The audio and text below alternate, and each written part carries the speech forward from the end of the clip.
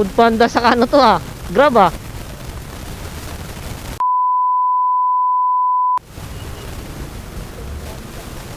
puto. Ano nangyari pagkain? Food Panda sa ano to Grab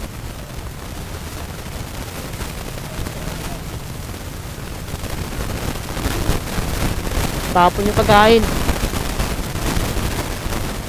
Yung iba kasing bike kung saan na lang lumulusot diba? Minsan nagka-counterflow yung mga bike na yun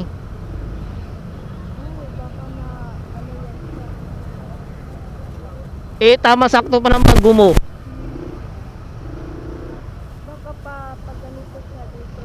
Oo. Tapon yung pagkain Pizza pa naman.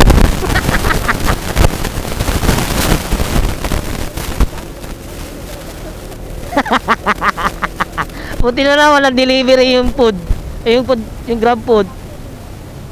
Hindi pa saway kasi minsan yung mga bike na yun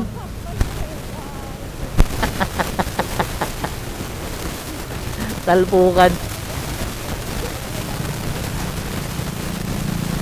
Yung isa nasaktan yung pagkain. Natapon yung pagkain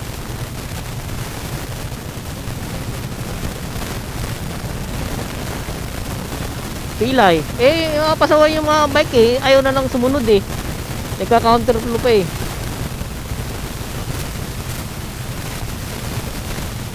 pasaway.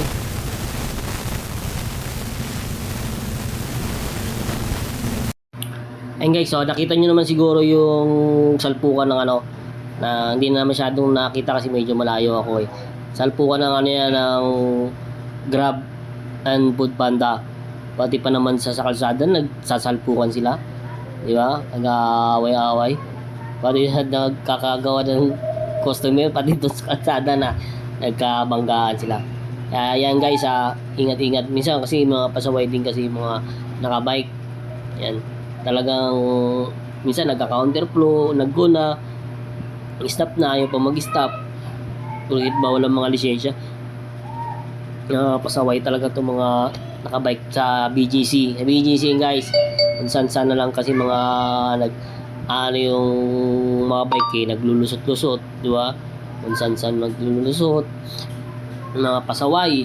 Kaya guys, ingat-ingat guys At kung nakabike ka man, sumunod ka na lang sa mga traffic, di ba? Parang same lang din naman yan parang nakamotor din, di ba? At sumunod ka rin sa mga mga traffic regulation kasi porque wala kang lisensya, hindi ka na susunod, di ba? Kailangan sumunod ka rin kasi nga nasa kalsada ka. Kaya sa mga pasaway na mga nakabike kasi malaking porwisyo yung inaano nyo makakasagit kayo, makakabangga kayo, di ba? Magpo-porwisyo yung mga babanggay mo o yung mababangga sa'yo kasi wala naman ang laban niya, wala ka namang lisensya, di ba? Dapat sumunod ka na lang para hindi na sila maabala o ano. Kaya guys, sa mga nakabike dyan ingat guys huwag masyadong barabal magmaneho, sumunod sa mga traffic,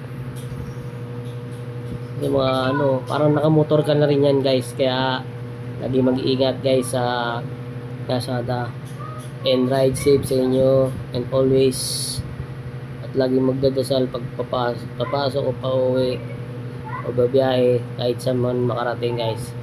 Kaya lagi tayo safe kasi ang paan natin ay sesong ukay na. Kaya lagi tayo mag-ingat and ride safe.